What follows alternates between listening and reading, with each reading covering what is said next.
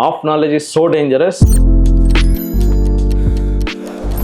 Market ಬಿದೋಗಿದೆ, YouTube ವಿಡಿಯೋದಲ್ಲಿ 1000 ಹೇಳ್ತಾರೆ, ಬಟ್ ರಿಯಾಲಿಟಿಯಲ್ಲಿ ನಡೆಯೋದೇ ಬೇರೆ. ನಿಮ್ಗೆ ಗೊತ್ತಿದೆ, ಫೇಸ್ ಟು ಫೇಸ್ ಬಂದು ಕುತ್ಕೊಂಡು ಚರ್ಚೆ ಮಾಡಿ. ಇಂಥ ಬೇರೆ ಮಾರ್ಕೆಟ್ ಅಲ್ಲೂ ಸಹ ನಮ್ಮ ವಿದ್ಯಾರ್ಥಿಗಳು ದುಡ್ಡು ಮಾಡ್ತಾವ್ರೆ, ಪೋರ್ಟ್ಫೋಲಿಯೋ ಡೌನ್ ಆದ್ರೂ ಅವರೇಜ್ ಮಾಡ್ತಾವ್ರೆ, ಮಾಡಿಕೊಂಡು ಸೇಫ್ ಆಗಿದ್ದಾರೆ. ಸೊ ಮೋಸ್ಟ್ ಆಫ್ ದಮ್ ಏನ್ ಮಾಡ್ತಾರೆ, ಪ್ಯಾನಿಕ್ ಅಲ್ಲಿ ಮಾರ್ಬಿಡ್ತಾರೆ.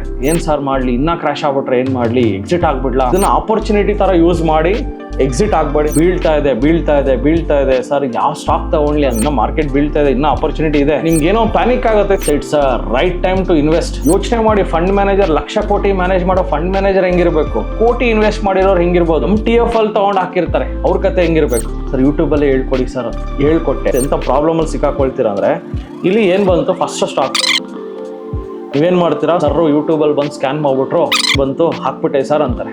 ಸ್ಟಾಕ್ ಹೋಗುತ್ತಾ ನಿಜವಾಗ್ಲೂ ಲೈಫಲ್ಲಿ ಗೊತ್ತಿಲ್ಲ. ಇದು ಹೋಗಲ್ಲ ಅಂತ ನಾನು ಹೇಳಿದ್ರೆ, ಏನ್ ಸರ್ ರೀಸನ್ ಇದು ಹೋಗದೆ ಇರೋದಕ್ಕೆ? ಏನಕ್ಕೆ ಹೋಗಲ್ಲ ಅಂತ ಅರ್ಥ ಮಾಡ್ಕೊಳ್ಳಿ ಫಸ್ಟ್. ಅದನ್ನೇ ಡೀಪ್ ಸಬ್ಜೆಕ್ಟ್ ಅರ್ಥ ಮಾಡ್ಕೋಬೇಕು, ಡೀಪಾಗಿ ಕೂತ್ಕೊಂಡು ಅರ್ಥ ಮಾಡ್ಕೋಬೇಕು. 20 ಅವರ್ ನಿಮ್ಗೆ ನಾನು ಪಾಠ ಹೇಳ್ಕೊಟ್ರೆ ಅಟ್ಲೀಸ್ಟ್ ಏನಾದ್ರು ಒಂದ್ ಸ್ವಲ್ಪ ಹೋಗುತ್ತೆ, ಕರೆಕ್ಟಾ? 20 ನಿಮಿಷ ವಿಡಿಯೋ ನೋಡ್ಬಿಟ್ಟು ನಾನೇ ಕಪ್ ನಮ್ದೆ ಅಂದ್ರೆ ಆಗಲ್ಲ. ನಮಸ್ತೆ ಕರ್ನಾಟಕ.